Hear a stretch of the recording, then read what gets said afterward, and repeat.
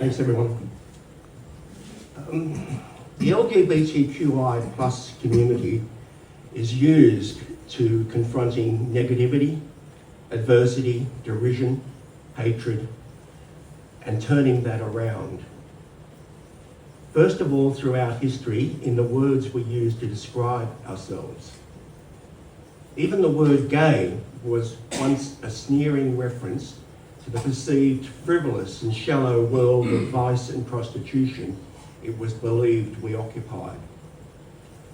Over the 20th century, we claimed that word as our own proud identification. In the early 70s, I loved attending rallies where young men held cardboard signs up saying, "Proud to be a poofter."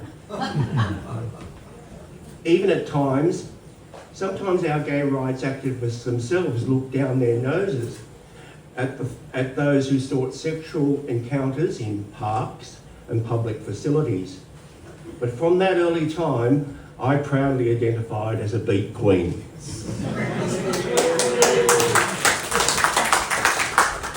Appropriation of these and many other terms is one thing, but what have we done with that ownership?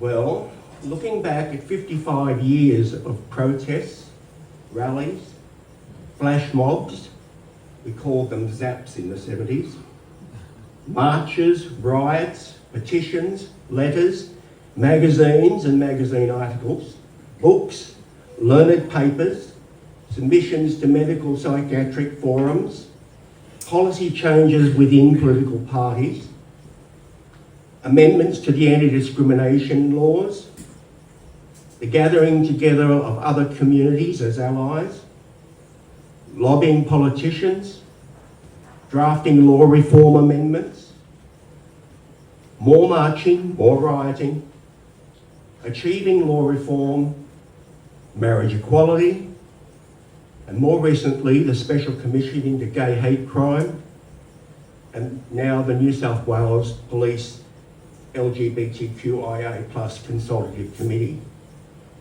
In all, I don't think we've been done too bad. Making the terminology positive and changing community attitudes, all good.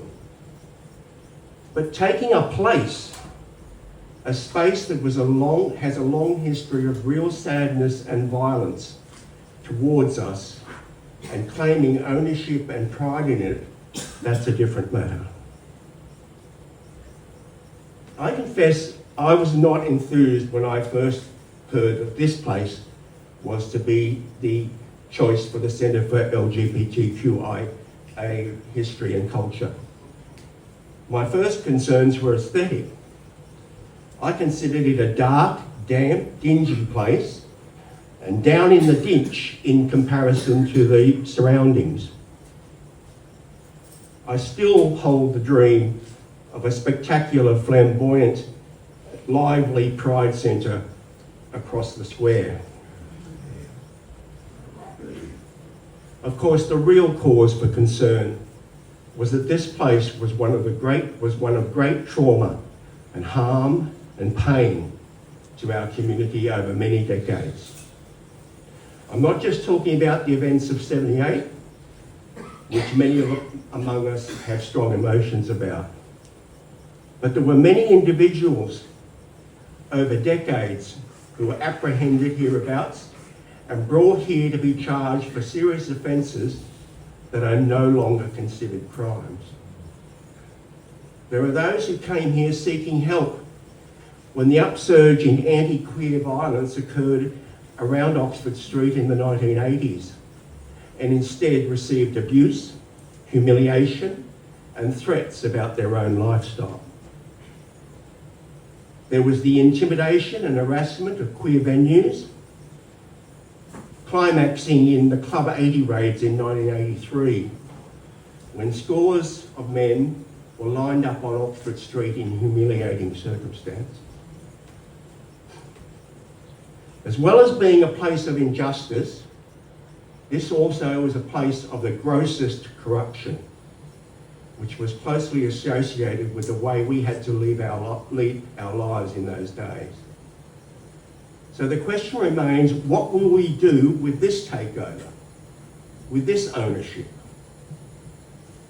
Firstly, Sydney's entire queer community, including the current custodians of Qtopia, all have to take a huge responsibility to ensure that this place operates with the utmost standards of integrity.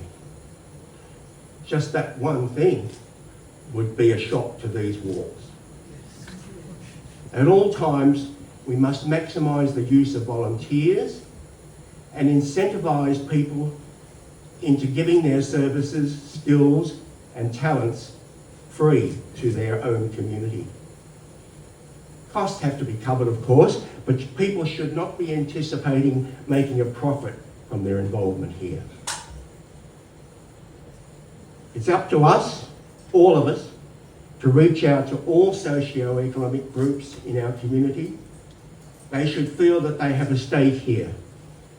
Spaces should not be just for those who can afford tickets or appear to be just venues for cocktail parties for elites. This needs to be a real place that we all who fought for gay rights all of our lives have pride in. Thank you.